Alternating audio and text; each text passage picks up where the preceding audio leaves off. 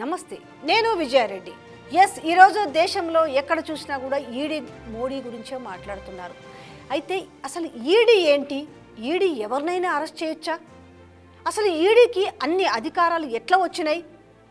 దీని గురించి మాట్లాడుకునే ముందు మనము ఢిల్లీ ముఖ్యమంత్రి, ఆమ్ ఆద్మీ పార్టీ జాతీయ కన్వీనర్ అరవింద్ కేజ్రీవాల్ గురించి మాట్లాడుకోవాలి.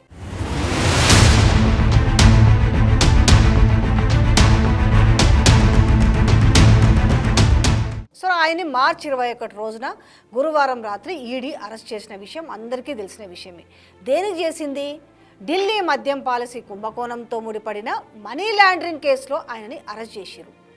అసలు కేజ్రీవాల్ అరెస్టుకు ముందు మొత్తము ఆయనకి ఎన్నిసార్లు సమన్లు పంపింది? 9 సార్లు పంపింది ఈడీ. అయితే వాటిని తిరస్కరించాడు కేజ్రీవాల్. దేశంలో సార్వత్రికల ఎన్నికల వేళ కేజ్రీవాల్ అరెస్ట్ అవ్వడం, ఇటు 7 దశల్లో జరుగుతున్న ఎన్నికల్లో మొదటి దశ పోలింగ్ ఏప్రిల్ 19న జరుగుతుంది.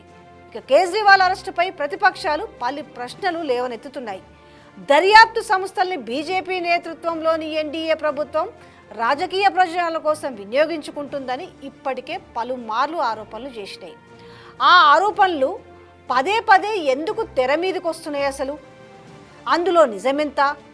ప్రధాని, ముఖ్యమంత్రి సహా ఎవరినైనా ఈడీ అరెస్ట్ చేసే అధికారం ఈడీకుందా? 2 ఏళ్లుగా కొనసాగుతుంది ఢిల్లీ మద్యం పాలసీ.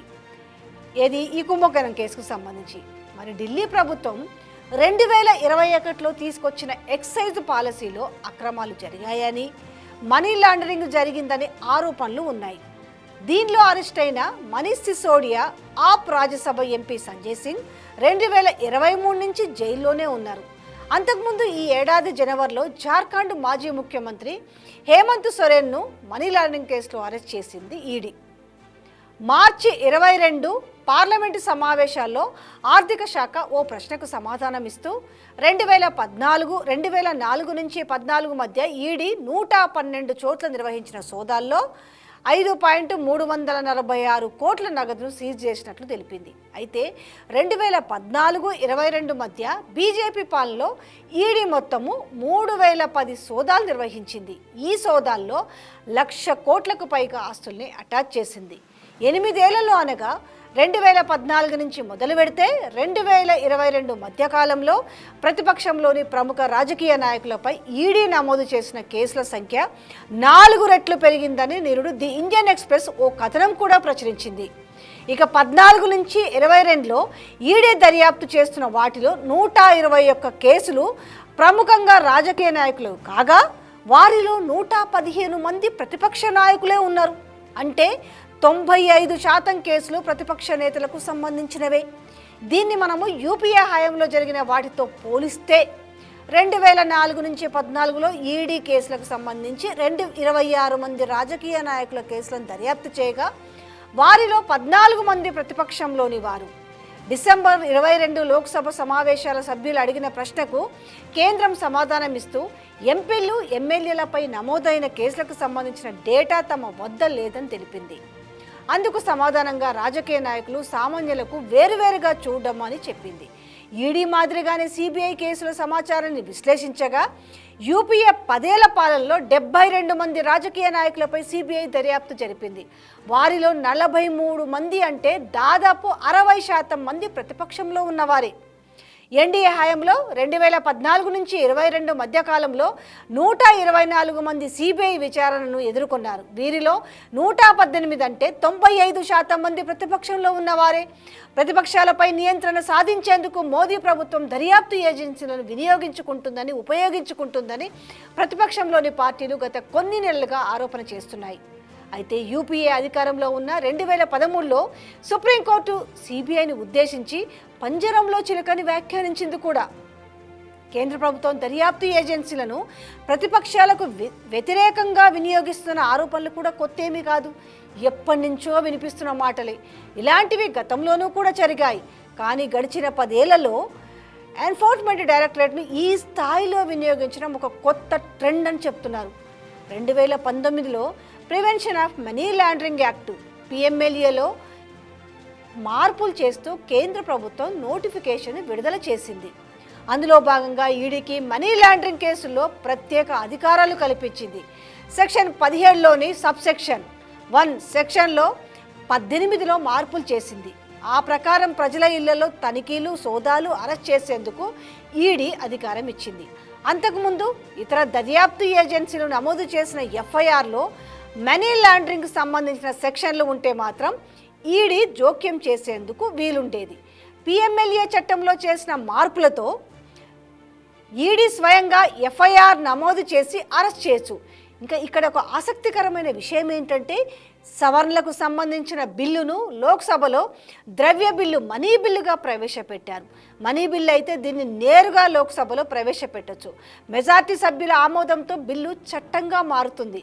ఇక్కడ గమనించాల్సిన విషయం ఏంటంటే 2019లో రాజ్యసభలో బీజేపీకి మెజారిటీ లేదు. పిఎంఎల్ఏలో సవరణ బిల్లును మనీ బిల్లుగా ప్రవేశపెట్టడాన్ని కాంగ్రెస్ వ్యతిరేకించింది. ప్రభుత్వంపై ఆరోపణలు కూడా చేసింది. బీజేపీ ప్రభుత్వం ఏకపక్షంగా వ్యవహరించి బిల్లుకు ఆమోదం లభించాలనే ఉద్దేశంతో మనీ బిల్లుగా ప్రవేశపెట్టిందని ఆరోపించింది. దీన్ని సవాల్ చేస్తూ సుప్రీంకోర్టుకు కూడా వెళ్లారు. అయితే న్యాయస్థానం ఆ సవరణను సమర్థించింది. ఆర్థిక అవకతవకలకు సంబంధించిన కేసులకు దర్యాప్తు చేసే ఎన్ఫోర్స్మెంట్ డైరెక్టర్కు మరిన్ని అధికారాలు కల్పించడం అవసరమని కోర్టులో వాదనలు వినిపించింది కేంద్రం. అయితే ఈడీని ఎవరైనా అరెస్ట్ చేయొచ్చా? యూపీఏ హయాంలో 30 లక్షలు లేదా అంతకన్నా ఎక్కువ డబ్బు ప్రమేయం ఉన్న కేసులను పిఎంఎల్ఏ కింద నమోదు చేసేవారు. అందువల్ల 2012 వరకు చూస్తే 165 మనీ లాండరింగ్ కేసులు మాత్రమే నమోదయ్యాయి. 2013లో చట్టంలో సవరణ చేసి 30 లక్షల పరిమితిని రద్దు చేశారు. ఎంత తక్కువ మొత్తంలో డబ్బు అయినా సరే పరిశీలనలోకి తీసుకున్నారు. 2019లో చేసిన మార్పులు మాత్రం ప్రధానమైనవి. ఆ మార్పులతోనే ఈడీ అధికారం పరిధి మరింత పెరిగింది. మోదీ సర్కార్ చట్టాన్ని మరింత కఠినతరం చేసింది. పిఎంఎల్ఏలో చేరిన 45వ సెక్షన్ ప్రకారం ఈడీ అధికారులు వారెంటు లేకుండానే ఏ వ్యక్తినైనా అరెస్టు చేయవచ్చట. అక్రమార్జనతో సంపద సృష్టి పరిధి కూడా పెరిగింది. ఆ ప్రకారం ఎవరైనా సరే అక్రమంగా సంపాదించిన డబ్బుతో నేరుగా కానీ పరోక్షంగా కానీ ఏదైనా ఆస్తిని సృష్టించారని ఈడీ భావిస్తే చర్యలు తీసుకునే అధికారం ఉంది. సాధారణంగా పోలీసులు సమన్లు జారీ చేస్తే ఆ వ్యక్తిని సాక్షిగా పిలుస్తున్నారో లేదో, నిందితుడిగా పిలుస్తున్నారో చెప్పాల్సి ఉంటుంది. కానీ ఈడీ జారీ సమన్లలో ఆ వివరాలను తెలియపరచాలన్న అవసరం లేదు.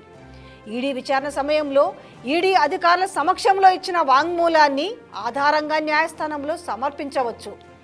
ఇతరుల కేసుల్లో ఆ వాంగ్మూలము సిఆర్పిసి 124ను అనుసరించి మెజిస్ట్రేట్ సమక్షంలో రికార్డ్ చేస్తేనే న్యాయపరంగా చెల్లుబాటు అవుతుంది.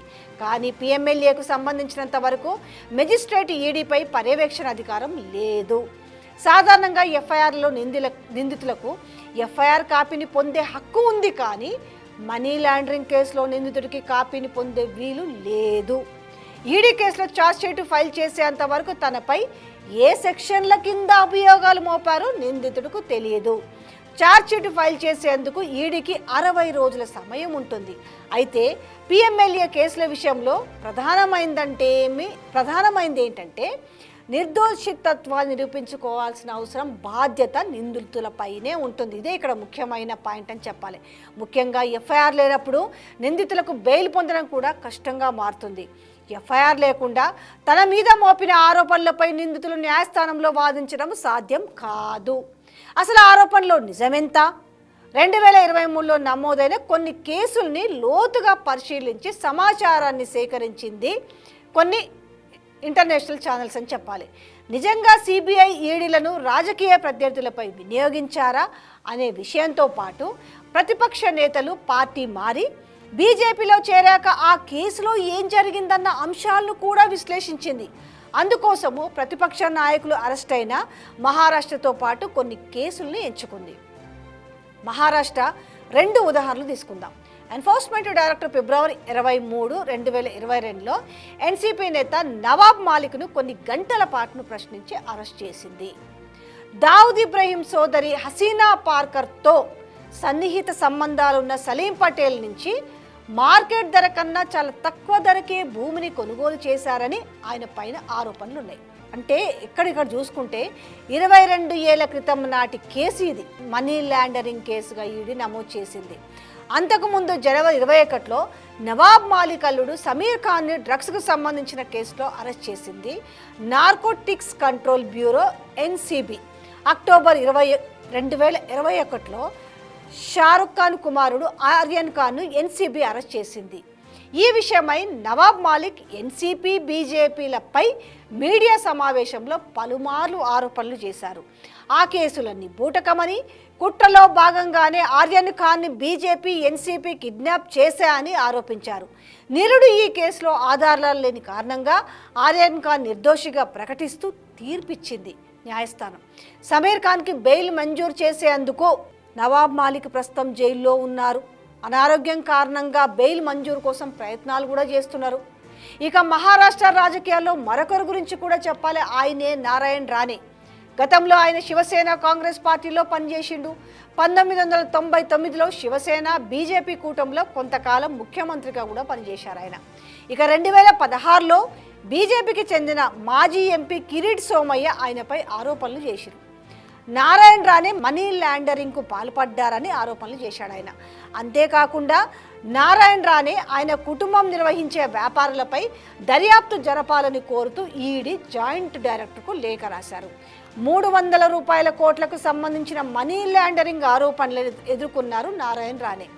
ఇక అక్టోబర్ 2017లో నారాయణ్ రాణే కాంగ్రెస్ నుంచి బయటికి వచ్చి మహారాష్ట్ర స్వాభిమాన్ పక్ష అనే పార్టీని స్థాపిస్తున్నట్లు, ఎన్డీఏతో పొత్తు పెట్టుకున్నట్లు ప్రకటించారు. ప్రస్తుతం నారాయణ్ రాణే కేంద్ర మంత్రిగా కూడా ఉన్నారు. ఇంతకీ ఆ ఆరోపణలపై విచారణ జరిగిందా? కేంద్ర దర్యాప్తు సంస్థలు చర్యలు తీసుకున్నాయా? అదేమీ జరగలేదు. ఈ 2 ఉదంతాలు ఒకే రాష్ట్రానికి చెందినవి. అంటే కాంగ్రెస్లో ఉన్నప్పుడు మనీ లాండరింగ్ ఆరోపణలు ఎదుర్కొన్న రాణే ఇప్పుడు కేంద్ర మంత్రిగా కూడా వ్యవహరిస్తున్నారు. మరి అదే సమయంలో ఎన్సీపీ నేత నవాబ్ మాలిక్ 22 ఏళ్ల క్రితం నాటి భూమికి సంబంధించిన కేసులో గత ఏడాది నుంచి ఆయన జైల్లోనే ఉన్నారు. నేషనల్ హెరాల్డ్ కేసుకు సంబంధించిన కాంగ్రెస్ అగ్రనేతలైన అటు సోనియా గాంధీ, రాహుల్ గాంధీ పేర్లు వినిపిస్తున్న సంగతి తెలిసిందే. ఈ కేసు 2012లో 120 నేరపూరిత కుట్ర, 420 మోసం వంటి పలు సెక్షన్ల కింద సుబ్రమణ్యన్ స్వామి ఫైల్ చేశారు. ఇటు పిఎంఎల్ఏకు సంబంధించిన సెక్షన్లు ఈ కేసులో పేర్కొనలేదు. అయినప్పటికీ ఈ కేసులో ఐటీ శాఖ ఛార్జ్షీట్ దాఖలు చేసిందనే వాదనతో ఈడీ దర్యాప్తు ప్రారంభించింది. ఇవి 2 వేరువేరు. ఇలాంటి పరిస్థితుల్లో ఈడీ ఈ కేసును దర్యాప్తులు చేసే అధికారం ఉంది. కానీ ఈ కేసు 2019 కన్నా ముందే నమోదవడంతో అప్పటికే దాఖలైన ఎఫ్ఐఆర్లో పిఎంఎల్ఏకు సంబంధించిన సెక్షన్ల పైన ఉంటే వాటిపై మాత్రమే మరి దర్యాప్తు చేయగలదు ఈడీ. ప్రతిపక్షాలపై ఈడీ ఆయుధంగా మారుతుందా? అసలు ఈడీని మోదీ సర్కారు రాజకీయ ప్రయోజనాలకు ఉపయోగించుకుంటుందని పదే ఆరోపణలు వస్తూనే ఉన్నాయి. అందులో భాగంగానే కేంద్రం మహారాష్ట్రను ఎంచుకొని ఈడీని రాజకీయంగా వాడుకుందని కొంతమంది విశ్లేషకులు కూడా చెప్తున్నారు. 2023 మేలో శివసేనలోని రెబల్ ఎమ్మెల్యేలంతా ఏక్నాథ్ షిందేకు మద్దతుగా నిలిచి పార్టీలో చీలిక తెచ్చారు. రాత్రికి ఎమ్మెల్యేలను గుజరాత్కు, అక్కడి నుంచి అస్సాంలోని గువావాటికి తరలించారు.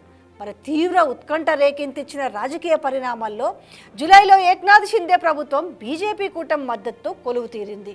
ఇది మొదటి అడుగు. ఆ సమయంలోనే ఉద్ధవ్ ఠాక్రే అసెంబ్లీలో ఈడీ అంటూ నినాదాలు కూడా చేసిండు ఆయన. షిందే ఆయనతో పాటు ఉన్న ఎమ్మెల్యేలు ఈడీ మీద ఉన్న భయంతో డబ్బులు దండుకోవాలనే ఉద్దేశంతో బీజేపీతో జట్టు కట్టారనే ఆరోపణలు చేశారు ఉద్ధవ్. ఈ ఆరోపణలపై బీజేపీ సీనియర్ నేత దేవేంద్ర ఫడ్నవీస్ స్పందించారు. అవును, ఈడీనే, ఈడీ అంటే ఏక్నాథ్, దేవేంద్ర ఫడ్నవీస్ అన్నారు. మహారాష్ట్రలోని అధికారం చేతులు మారిన సమయంలోనే ఈడీ శివసేన నాయకుడు సంజయ్ రౌత్కు సమన్లు జారీ చేసింది. ఆయన 2022 జూలై 27న బీజేపీకి వ్యతిరేకంగా విమర్శలు చేశాడు. ఆయన 2022 ఆగస్టు 1న ముంబైలోని గోరేగావ్లోని పాత్రాచాల్ రీడెవలప్మెంట్లో మనీ లాండరింగ్కు పాల్పడ్డారన్న అభియోగాలపై ఆయన ఈడీ అరెస్ట్ చేసింది. ఆ ప్రాజెక్టును Guru Ashish construction private limited company Maharashtra housing authority సహకారంతో చేపట్టింది. ఈ కంపెనీ డెవలప్మెంట్ ఇన్ఫ్రాస్ట్రక్చర్ లిమిటెడ్ హెచ్డిఐఎల్కు సంబంధించిన సంస్థ, సబ్సిడరీ సంస్థ ఇది. ఈ హెచ్డిఐఎల్ సంస్థ పంజాబ్, మహారాష్ట్ర కోఆపరేటివ్ బ్యాంకుకు సంబంధించి 4,300 కోట్ల అవినీతి కేసులో విచారణ ఎదుర్కొంటుంది. ఈ సంస్థ కోట్ల రూపాయలు ప్రవీణ్ రౌత్ బ్యాంక్ అకౌంట్కి బదిలీ చేసిందని ఈడీ చెప్తుంది. సంజయ్ రౌత్కి ప్రవీణ్ రౌత్ సన్నిహితుడు. 2022 నవంబర్లో సంజయ్ రౌత్కు బెయిల్ మంజూరు చేసింది సెషన్స్ కోర్టు. ఆ సమయంలో కోర్టులో సమర్పించిన ఆధారాల ప్రకారం ఈ అవినీతి కేసులో ప్రవీణ్ రౌత్కు సంబంధించినవి కానీ సంజయ్ రౌత్ను ఎలాంటి కారణాలు లేకుండానే అరెస్ట్ చేశారు అని న్యాయస్థానం కూడా వ్యాఖ్యలు చేసింది. మొత్తంగా శివసేన ఎమ్మెల్యేల్లో ఉద్ధవ్ వైపు వెళ్ళిన వారు, ఏక్నాథ్ షిందే వైపు వెళ్ళిన వారు ఎవరెవరో చూద్దాం ఒకసారి.